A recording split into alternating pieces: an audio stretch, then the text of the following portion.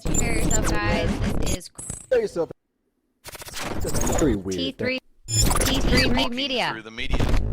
Hello, everybody. We did it. We made it through another week, and that means it is time for Talking Through the Medias, your home for entertainment news and reviews by fans for fans. You know the drill. Shoot us a like on this video. Make sure you subscribe to the channel for all your entertainment needs, and send us those questions and comments because we really do want to hear them. We are so very lonely. I'm Amy Newman. I forgot my name. I'm Amy Newman, and joining me today is the probably far more prepared and aware of his own name, Mr. Chris Fagan. Don't lie on me. This is one of those days where it feels like if I had a brain cell, it's been fried. It's just like one of those days. It's just all I guess it's all uphill from there, guys. Let's see if we can bounce back. Let's turn this ship around. Let's see if we can turn this franchise around, guys. Thank you for checking out another episode of Talking Through the Media with me and Amy. We're gonna run down a couple of trending topics and put some spotlights on some things that we think was pretty interesting and figure that you guys want to talk about them. Hey, if you guys want to contribute to the show and send us anything, you can do that by going to www.t3medias.com/contact. And if you also want to just get something on the We Got Your Mail segment, just hit us up at T3 Medias on all the social media. You know, anything that you want to say, questions, comments, concerns, you know the drill. Just do that. It's right there. We're always ready to talk. Exactly. We're not shy. No subject is off the table. Well, let's not say that to them. Well.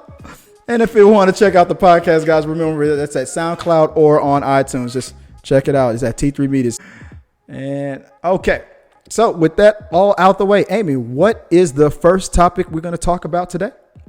From Cinemablend, we have the breaking news. Family Guy veteran Mike Henry, who voiced Cleveland Brown for 2 decades, geez, I'm old, stepped away from his role after the news broke that YouTube impressionist Arif Zahir would continue the legacy. He shared the announcement on his Instagram page, thanking the fans for their support and expressing gratitude to Mike Henry and the team at Family Guy for creating the character.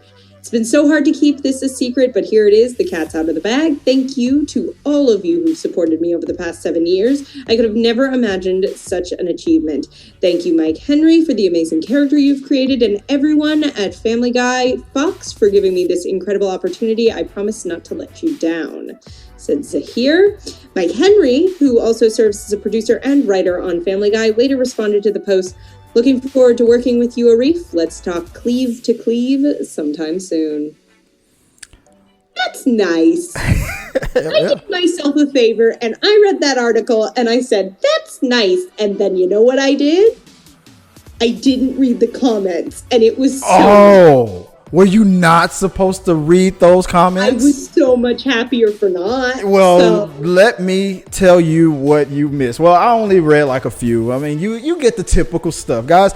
See, before I get into that, I mean, overall, we kind of talked about this before on another show, but overall, I'm happy because my question was answered. I was thinking, okay, because I didn't know anything about Arif at all. I didn't know that he built a YouTube channel and got popular because he was imitating Cleveland Brown, which I also do as well. I thought my Cleveland Brown. Can I get a little taste of that right now? Can I just get a little? Oh, wait, what do you want? The signature laugh? The what? I mean, just, what? You know, dealer's choice. Really, this is your audition. Okay. We have Chris Fagan. All right, Chris. Hi. What are you gonna be? Go ahead and just hit us with a little bit. Oh, let me. All right, you prepare to be amazed. Here we go. You ready? I'm the black guy on Family Guy. There, boom, done. That's all. I do it okay, Cleveland Brown. Oh, Peter, that's nasty. I guess I don't know. I'm not ready. You could just leave your headshot with the in the trash and go. Oh, wow. I don't have to take this from you. I'm getting the hell on out of here.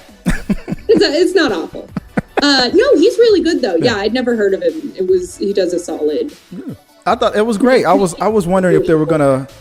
I still feel like the first episode we get when he's officially on the episode, Peter's gonna be like something different.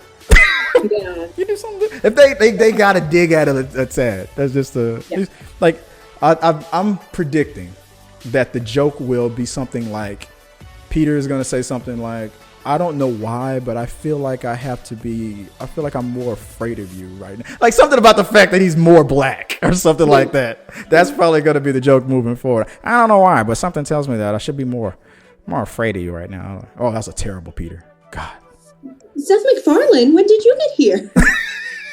All right, that's enough. Anyway, so in the comment section, it was pretty much the same stuff. It was like, this is just social justice, warrior crap, and why was this a thing? Why is this necessary? Why did he have to? It was almost as if they were complaining if you're not clear what people were saying, scroll down to the comments on this video and enjoy a sampler. Yeah, guys, I'm sure. I mean, that's pretty much a done deal, right? Whenever this topic comes up, there's always going to be some people thinking, oh, it's ridiculous because if the situation was reversed and blah blah blah. And not to go back into the whole let's talk about the history of Hollywood and systemic racism or anything like that.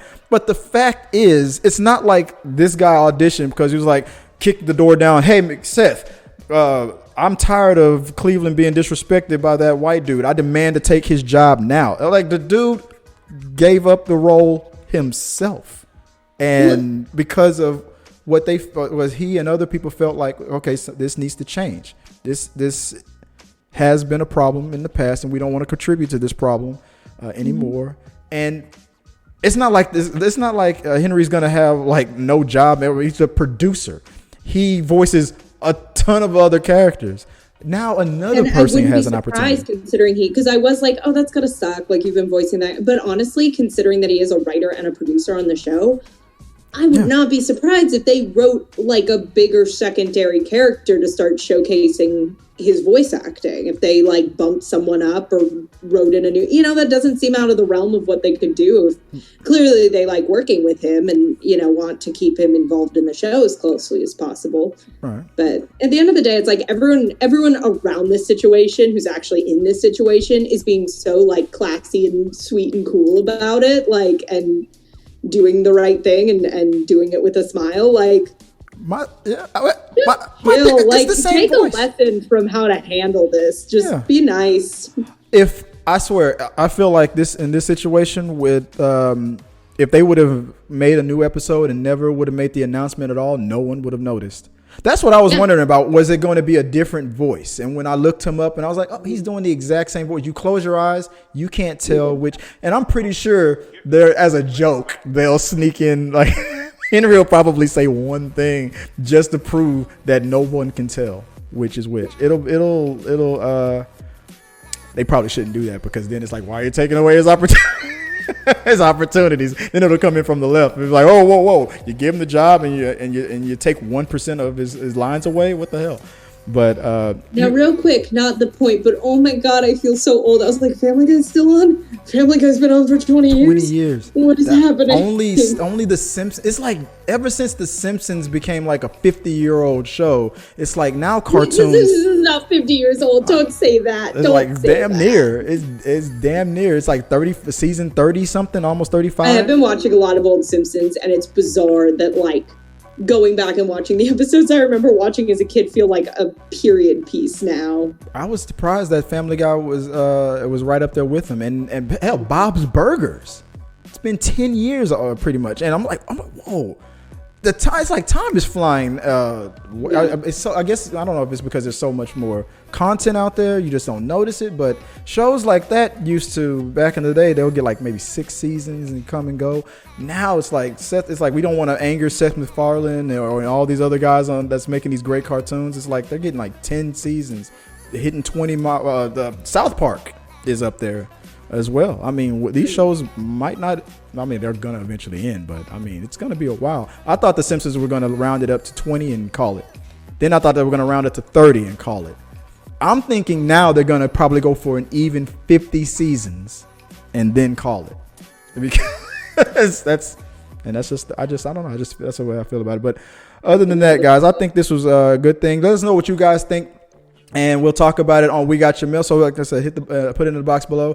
What are your thoughts about is it Arif now taking over as Cleveland? Are you one of the guys that's like super excited about it? Let's see what's going to happen. Are you one of the guys like they took their jobs? Put it in the box below and let us know what you guys think. But now let's go on to the next topic of the day.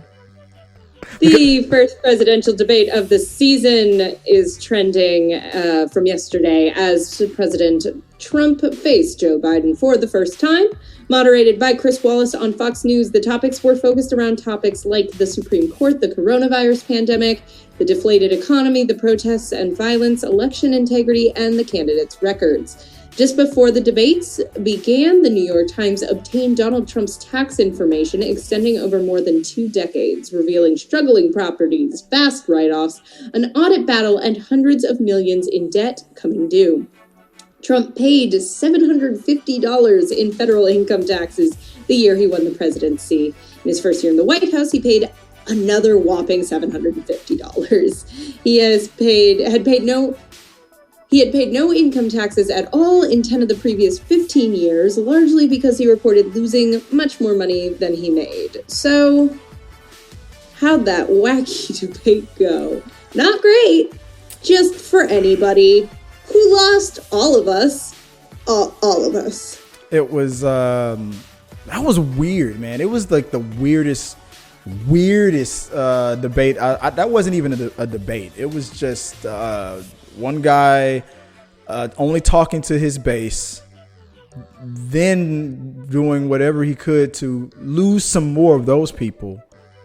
And then another guy, like, I thought Joe would do better at like staying. It was like it was like all Joe kept telling himself was, "Don't walk over there and punch him in the face. Don't walk over there." It's like that's all I felt. Meanwhile, half of America's going, "Walk over there, do and punch it, him in do the it." face." But it was that's all it was. It was like the second he got thrown off his game or got off balance, it took him a while to get back on track. He did eventually, but it was like this dude was just kept bebopping and scatting all over. Chaotic. It was just chaotic. When we need, like, my God, if we're going to do this, because towards the end of it, it was just like, oh my God, we have 2 more of these. Yeah. I can't do it. Like, we need to turn off mics when it is not your turn. Oh, they're never going to agree to that. Because both sides have to agree to it. Trump will never agree. The one thing that I find the most entertaining and my fans love, not going to agree to that. Or at least a halfway decent moderator, because that was just pathetic. Like, it felt like, it's like, don't keep telling the kid throwing the tantrum, like, okay, fine, you can have 1 more cookie, but then not another cookie. Like, shut it down, dude. All I know is it was a mess, and I kind of miss politics being boring. Like, there was definitely a point where Biden came in with the, like, and, like, I wish, there was someone up there making stronger statements, but, like, he kind of did the generic, like, well, I believe in unity and the Constitution. And I was like, I kind of miss just hearing, like, random political buzzwords said confidently and reassuringly. Like, it's not great, but it just felt comforting. Remember when politicians would BS us with stuff that was more feel-goody instead of BSing us with stuff that was like, if you don't vote for me, everyone is going to die and everyone's going to this. And it's like, it was the most, there's nobody that I spoke to who saw that debate that felt good, really good about anything, really. Yeah, no, like I said, we all lost that debate. It was all hijacked. And it was just chaotic, and it was angry. It was like angry. This whole year's been of just, you want to try to find some hope and some goodness, and it's just frustrating. It just felt like banging your head into a damn wall. We talked about it a little bit before the show. The thing I think me and you were the most disappointed in was when it went straight to like family. It was like this stuff worked on like Hillary. Okay, I mean, as far as family goes, I mean, Bill was fair game because he was a former president. So I mean, as crazy as that stuff was then, it made a little bit more sense. But when you know your opponent has chosen, I'm talking about Joe Biden, has chosen to, he made it public. I'm going to take the high road. I'm not going to talk about his children.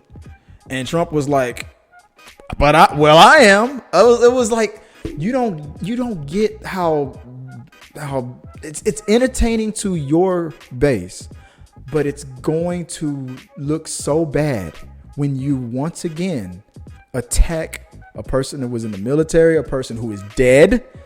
I mean, well, and a person with addiction who overcame addiction problems, which it's like, it's 2020. Like, we are moving on with how we talk about and address those issues. Like, I think most people know someone who has struggled or is struggling with some manner of addiction, and to try to pull it up as like a gotcha. Yeah.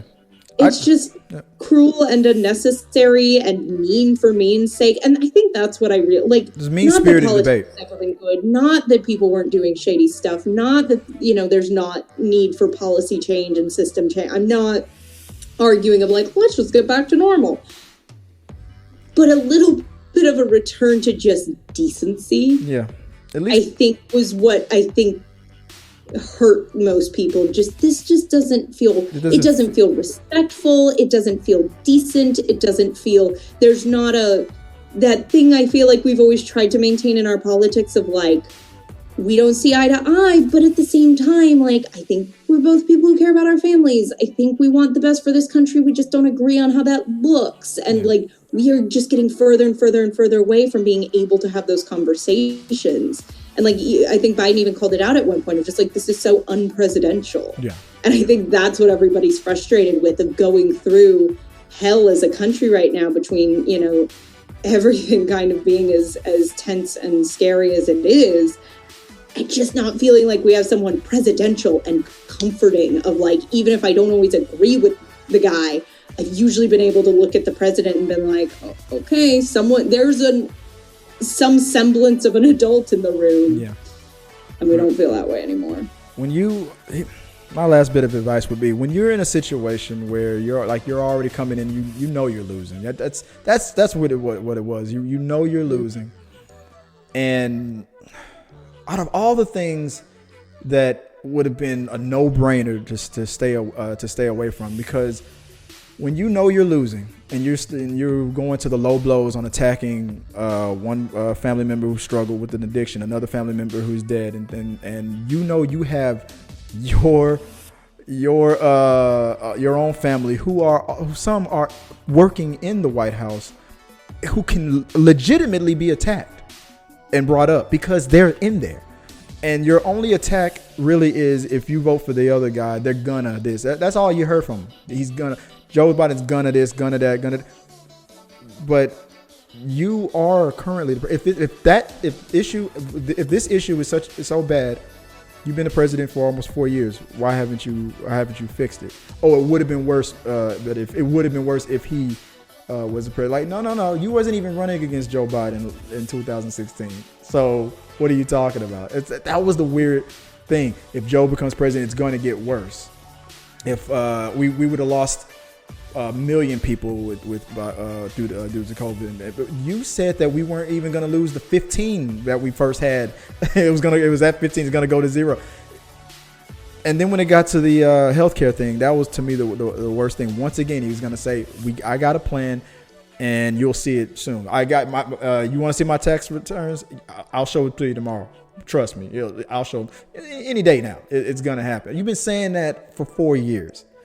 It's like, I don't know how people can still look at that guy and go, yeah, this dude's definitely telling me the truth. At the end of the day, it's like we just hit the 1 million people death toll for COVID. It's worldwide. Worldwide, that's staggering. That's tragic. Like, and it's just like I don't have the energy, and we don't have the time for this. Like, we need an adult in the room. Yeah.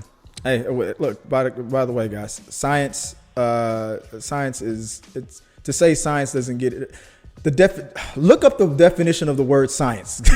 That's all I say. It's like saying 2 + 2 is 4, and then another person goes, but is it? Like, yes. It's math. It's the same in every country. Anyway, I don't know. That's just it was a frustrating night. I feel like it was weird. I feel like people as a country was like, damn, I can't wait to see the vice presidential debate now. that should be a better show. But I don't know. It's weird. I don't know. I'm looking forward to getting this all behind us. So just like Amy said last week, don't forget to vote. Doesn't matter who you're voting for. I mean, I know it matters to some people. It does matter to me, but it does matter to me. I'm talking about in the spirit of just democracy. Just wherever you are on it. But everyone should have the right and should everybody use right to vote. Please do your research. Yeah. Know your facts. To protect our most vulnerable people. All right. So I guess you guys wondering why we brought politics into this because that was we do entertainment news here, and that was a shit show. I can't say it wasn't. Entertained feels like such a positive word, but that was probably somebody's entertainment. I don't know, but guys, investing in a good bottle of whiskey, and we'll see how it goes. Oh yeah. Oh, I'm sure there was a bunch of drinking. Guys, put it in the box below. How many drinking games were happening out there yesterday? Do you have any tips? Because it's that fine line. Because if it's every time someone interrupts someone, I will die. He just interrupted. Take a drink. He said, "Believe me, take a drink."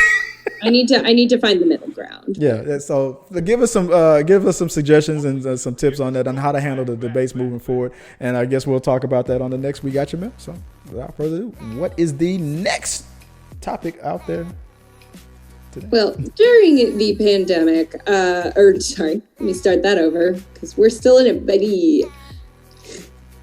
Due to the pandemic, SNL did a few remotely produced shows at the end of last season. However, for this Saturday show, the cast, the crew, and a live studio audience will be back in Studio 8H. However, tickets to the show's dress rehearsal and live show come with a long list of health stipulations. For starters, all ticketed guests will be required to take a mandatory COVID-19 test upon arrival, according to the SNL ticket site. This is a self-administered lower nasal antigen test with results yielded before the show, the instruction reads. In addition to that test, temperature checks will also be required at check-in, and approved masks will be required at all times well inside 30 Rockefeller Plaza. Well, feels like a lot of work to me. Yeah. I get why the show has to still happen. I get cast and crew. I know we're easing back into what regulations for stuff can look like. Personally, some of it's outside of my comfort zone, but I get that it needs to happen. Isn't Jim Carrey the going to be the first host in the next show that's about to come out? I know they have him in to do Biden, so that would make sense. I think is that. I wonder if that's just a Biden thing or if that's him hosting thing. I got to look that up again. But as far as like the how they're going to handle it and whatnot, I'm wondering. Well, I mean, is it that situation where like the sports teams where they're using those COVID tests that are like super fast results and things like that? I'm assuming. So are we gonna go back to? So are we gonna still social distance? Are we still gonna? I mean, that's what I'm curious about. All these things, like what's gonna happen. I just feel like having the audience in feels like such a complicated extra layer and such a bigger risk. Right. Than like actors and crew, where it's like you can really like know who you're dealing with. I just feel like I know it's not ideal, but it's like really feel like just having someone on the laugh track button would be like, we understand. I've watched, we've all been watching late night shows and stuff. They're using those fake laughs from. We've all been watching. I don't understand the rush and the need to get audiences back in the room. It just feels like such an extra layer of work and expense and risk. Again, I don't begrudge them trying to get the show back, but hearing all that, it just feels like, why? I wouldn't care if I was watching SNL with a laugh track. Like, I'd still tune in to see how it was. The Weekend Update is the one that works even in the pandemic. It still makes sense. So I wouldn't be upset if for a while if it was just mostly the Weekend Update, and then they can. I mean, the Weekend Update takes up a good chunk, but I don't know, an hour and a half of the Weekend Update. I guess that would. Yeah, I mean, that would be bad. Honestly, I actually did, and I understand why they're going back to in studio, because it is a really different show.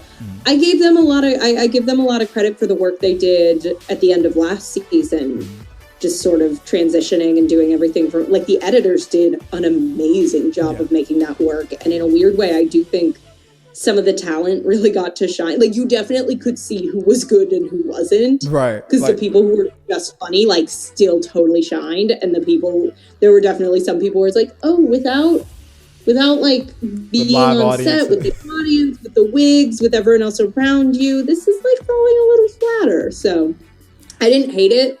I'm curious to see what they do. I think the one person who stands out to me the most, I don't know if he's the one that, or one of the ones that you were thinking about that did a decent job from home. I think Pete Davidson really, like, at first I was like, oh, this feels so, I feel like, I don't know. I feel like I could just be watching this on YouTube or whatnot. I feel like this is just it looks like a low, you can tell that everybody's working from home kind of a thing. But then when he started bringing his mom more into it, I'm living with her. That, it was like, dude, this guy, this is it. I love this bit, how he's like, I'm living with my mom again, and he just kept, working that joke in and whatnot. So I was like, this feels like that could be its own, like a little channel or thing or whatever. Not saying that could be. I don't know if he's already doing that or not, but that bit, or at least that sketch, when it got to Pete Davidson, I was like, that works, because he kind of captured more of how we were kind of feeling when it was like really getting depressing and stuff. He was capturing that really well. But yeah, for the most part, they all did as good as they could. Yeah, it was admirable. But you were right. Some were like, "Ugh, you, this isn't gonna. I'm not gonna tune in for this." But guys, let us know what you guys thought about or think about the upcoming season, how it is gonna be moving forward. What do you speculate? Do you think are they gonna still do the whole social distance? I predict that they're probably gonna have a couple of sketches where they're gonna joke about social distancing and then actually be socially distancing and trying to stay safe. In reality, so I think it'll work out. We'll adjust. We'll get used to it as things progress. It'll be fine. But I guess let us know what you guys think, and we'll talk about it on We Got Your Mail. So without further ado, what's the next topic of the day? Deadline reports that during a video chat with Terminator star Arnold Schwarzenegger for the 2020 Austrian World Summit, James Cameron shared that Avatar 2 is, quote, 100% complete, with Avatar 3 clocking in at being, quote, sort of 95% complete. Cameron, the inflection was my addition. Cameron added the production team is currently filming the remainder of the third film's live-action sequences. Thank God. I don't know how much longer I can go without my Avatar people. You are a huge fan of the Na'vi, aren't you? Unobtainium. All those things. The big dragonflies. Yeah. Forgot what those things were called. The elephant. Did you like that sex scene? The sex scene with the tails thing? Did you like that? Did you? Hold up, I might need to see this movie now. I never saw Avatar. What? And at this point, I have no... Okay, here's the thing, and here's my issue. Because usually... Because we're getting a lot of comments now. I can feel the comments. When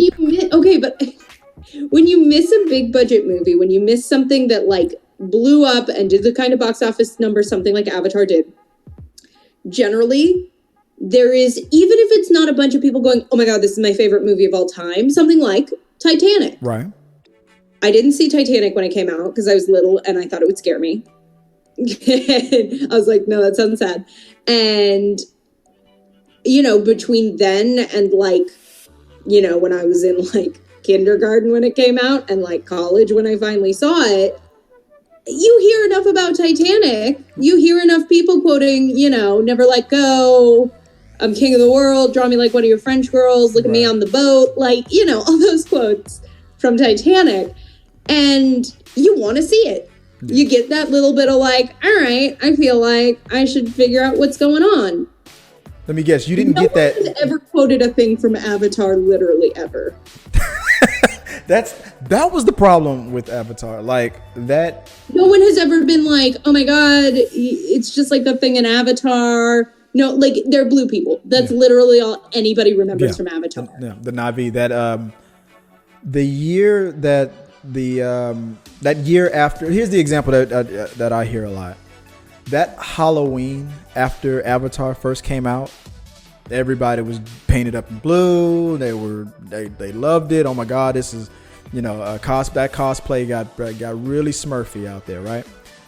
The Halloween after that, not so much. The Halloween after that, no cultural staying power. Yeah, it didn't. It popped. It was a huge time and snapshot in the history of Hollywood, and then in the box office world, it came and it went.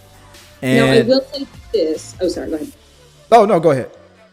All I will say is I finally saw Titanic because they re-released it in theaters. Oh, they will re-release. They're gonna re-release this. And that might get me out there because it's also a movie where everybody's kind of like, if you didn't catch it in theaters, it's really not. It's such a great movie. It's just the effects in the 3D were like kind of the first of its kind to really knock that out of it. Guys, let me know if you agree with what I'm about to say here right now. I mean, you guys love Amy's reactions. Amy, what if we get you to watch Avatar at home and you record yourself watching it? And it's going to be an editing thing for me, but I can put it on the channel. And just for key moments in the movie, get your reaction to some things. Yeah, I'd be on board to do that. Let us know, guys, if we want to peer pressure Amy into that. You already can tell. I'm thinking, because I was like, that was the first thing that popped in my head. Why you didn't?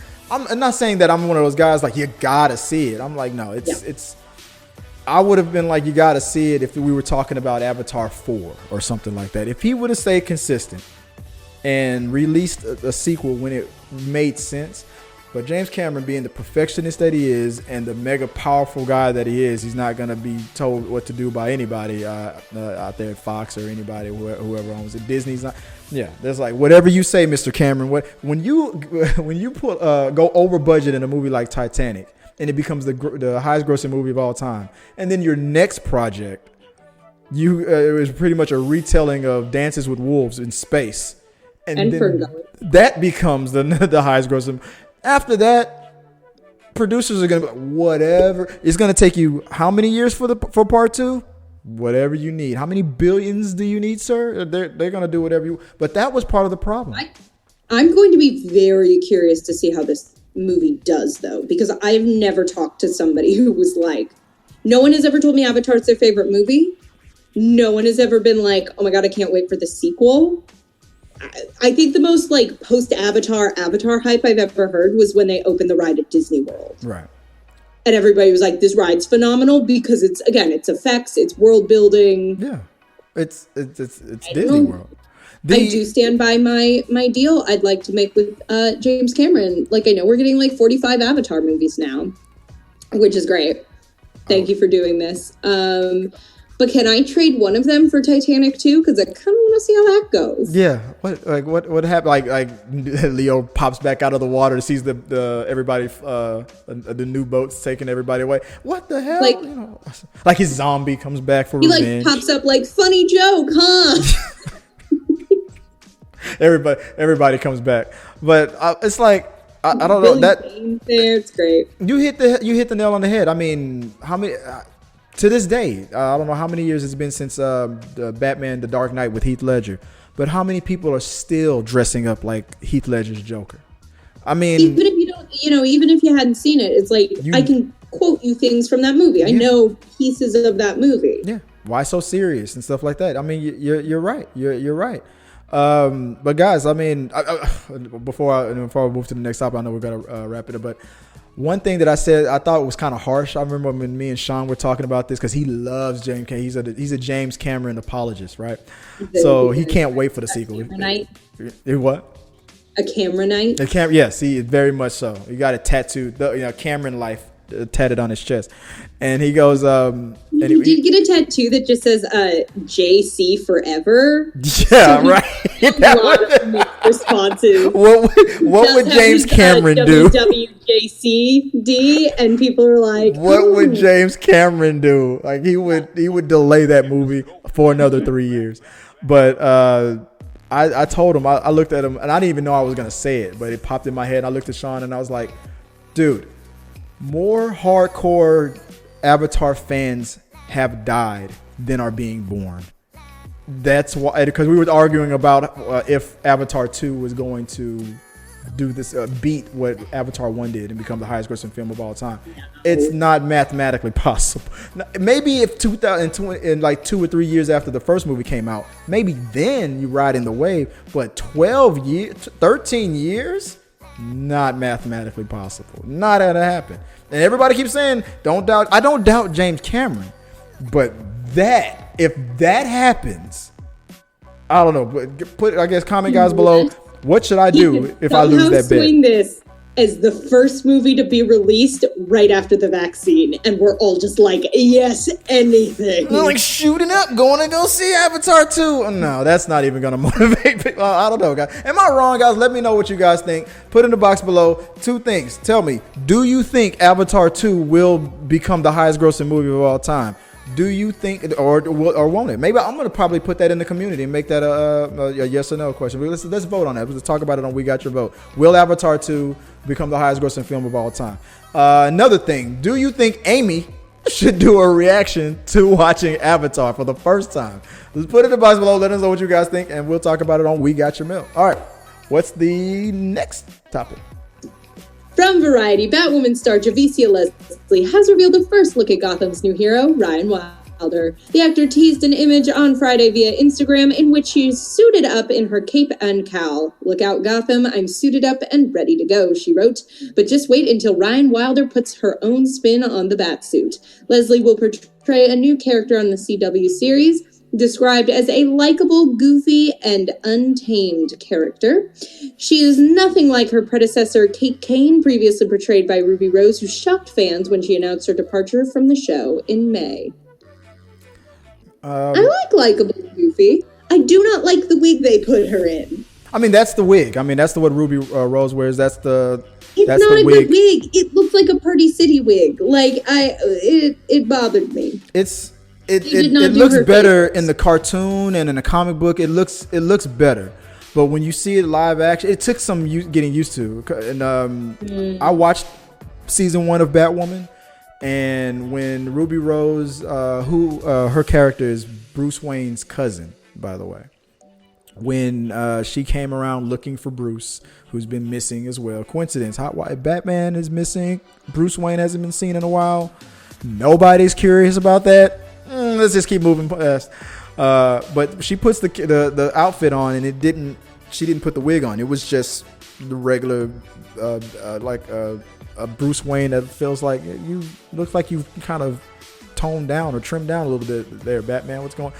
But it was a whole thing. Big rap, Batman. Yeah, it was like 3 or 4 episodes before she put the wig on, and she did it just to let people know, I'm not Batman. I'm a different person. I'm Batwoman, and that's the purpose of the wig. It's gonna be weird what I'm about to say. I don't know why I feel like I'm being a little racist against my own people. It's like I've heard there's been a black Batwoman before. I've never seen it on the like the comic book version or not. But I don't know why that wig throws me off so much. I just feel like a bunch of inappropriate, and maybe people are going to be thinking about all kinds of crazy messed up jokes, and maybe I'm about to give them ammunition right now. But all I feel like right now from seeing the image is a bunch of inappropriate jokes about like weaves and stuff, like they're stereotypical jokes that black women get all the time and whatnot. That's what just when I saw the image, I was like, I mean, she's a beautiful woman and everything like that, but the second you put that wig on her, I was like, here come all the jokes about weaves or this and that and the other. I feel like she's going to. Ruby Rose was already getting beaten up in that fandom because of her acting ability and all that stuff. I can only imagine I didn't read the comments this time. I didn't even want to go there. I'm just wondering. I hope that however different she's going to be from the Kate character, the Ruby Rose character, I hope it's like it blows people away. Like, wow, yeah, she's way better and whatnot. And then people can be like, get past the fact that she's a black woman now taking on the second I saw the wig on her, I was like, oh man, I can only imagine those freaking comments. But I don't know. What was your first impression, or what do you think? Well, if that's your instinct, and I didn't know that was just pretty directly what they had Ruby Rose in, and it's, my instinct was not racial. It was just like, that is just not a great wig for such a high budget, what should be a pretof high budget costume. Right. And I do feel like between my initial instinct and certainly your initial instinct of, oh, this kind of almost makes me uncomfortable that this is going to be ammunition for people being awful, it kind of feels like if your whole point is like she's a totally different character, she's a totally different person, design her own look. Yeah. Maybe they will, because I mean, again, when Ruby Rose, when her character came in, when Kate came in looking for Bruce, found out he was Batman, took the suit, she wore his suit. She didn't change anything. Then later she was like, I want to put some extras, this and that in it to let people know that this is not Batman. Maybe you know what? Maybe now you got me thinking. They did that for her. Maybe they will do that. Maybe this is going to be the same situation. This person, for whatever reason, Kate's gone. For whatever reason, they're going to explain. She finds the suit. I mean, she's not going to probably have time to make some. Those people are dying out there. But before I go out there, I got to make some modifications with this. This wig ain't going to work for me. I don't think she's going to be thinking that. She's probably going to put it on as it is because she has to get out there. And then maybe 3 episodes later, maybe they will. Because for me, you're right. I would also just think if they were going to do that, it would be in their own best interest to maybe use the better promotional images when you're dealing with a casting switch that some people are already butthurt about. Yeah. Like, put your best foot forward, and to me, that was the only thing of like, everything I've seen of this actress, it's like, oh, she seems really cool. I feel like that's an interesting direction to take a character, like a little goofier and more likable. Yeah. Put your best foot forward with your marketing materials. Don't undercut your actress with a Party City wig. Yeah, they got to do better with that wig. That's got to be one of the things that's going to go. And maybe you just helped me put my fears to rest. Maybe they're going to do the same thing with her. I don't like, okay, I've been out in this suit a couple of times. People, this wig ain't working for me. And as long as they don't give her like dreads or braids or something like that, I don't think. Oh yeah, I know they won't do that. But God, you never know sometimes. But I don't know, guys. Let me know what was your first reaction when you saw the image? Did you read the comments out there? I was afraid to. Were they nice? Were they the same? Was it? Are you one of those guys that's out there thinking, let's just see what happens? Because trust me, there's a lot of people who already hate the show and want it to get canceled based on what happened in season 1. So let's see if they're gonna move into a better direction. I'm gonna definitely give it a chance. Supergirl already got canceled, so let's give this a chance. Let's hopefully it'll progress, and then maybe the whole franchise will get turned around. Let's find out.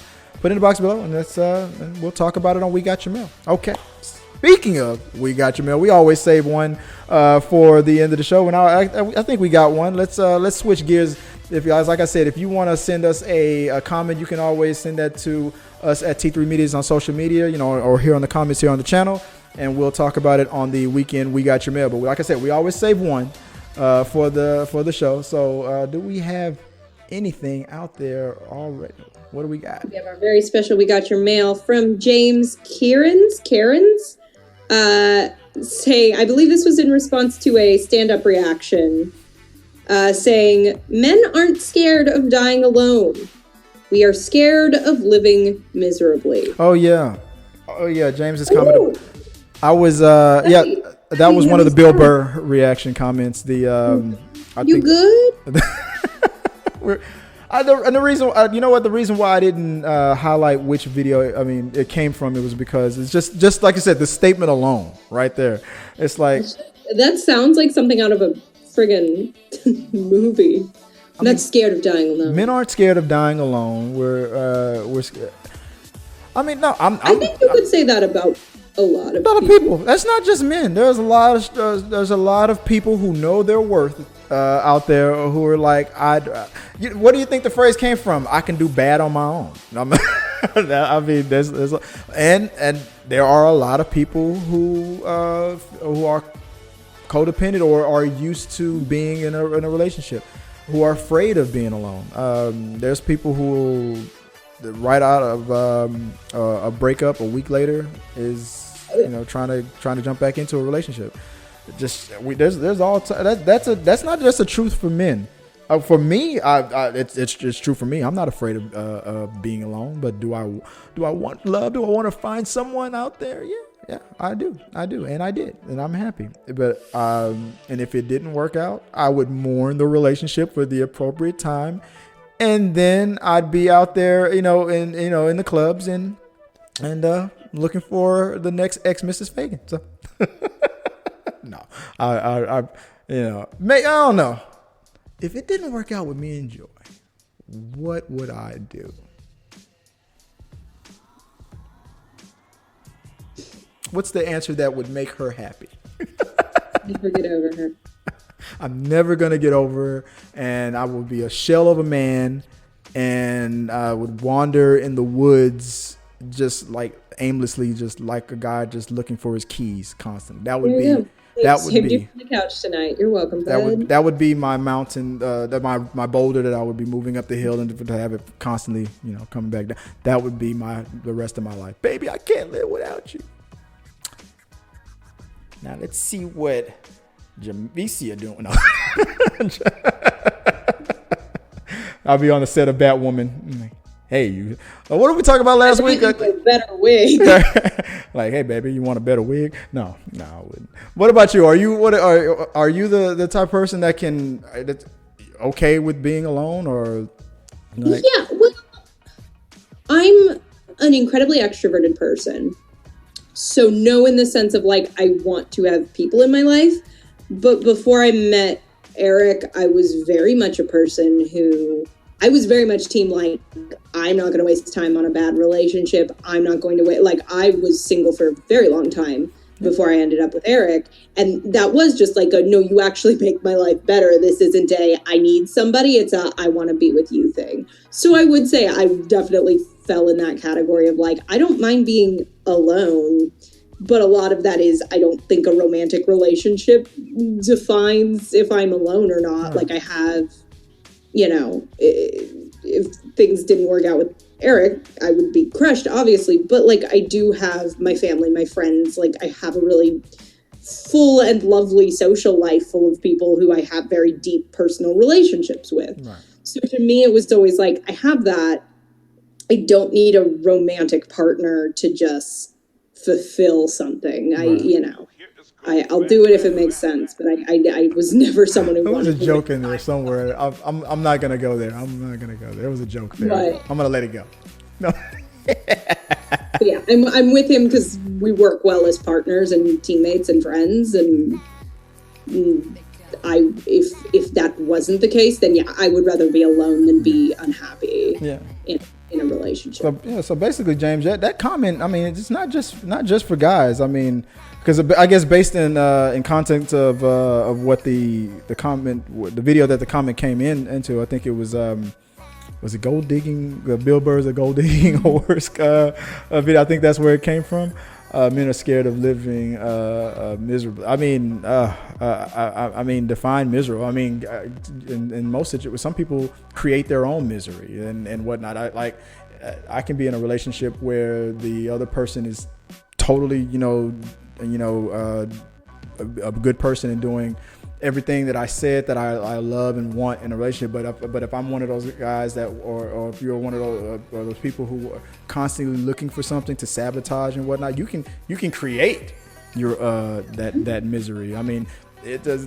No, some people are never going to be happy. Like, I feel like there are people where I have just learned, like, it's always going to be something. Yeah, and it's not the something you need to work on. Yeah. On you. Yeah. Work on you, boo. Your genitals is what that looked like, but I meant like your internal. It's like you haven't yet gone one episode without pointing at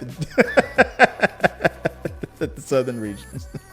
But I guess that's our love advice for. How many fans before people start gifting? That would be a good meme, guys. Validate me, guys. Make that. I'm not happy inside. Make things. Yeah, make that meme happen. But all right, guys. Yeah, that's our advice we're gonna give for today, guys. But James, just hang in there.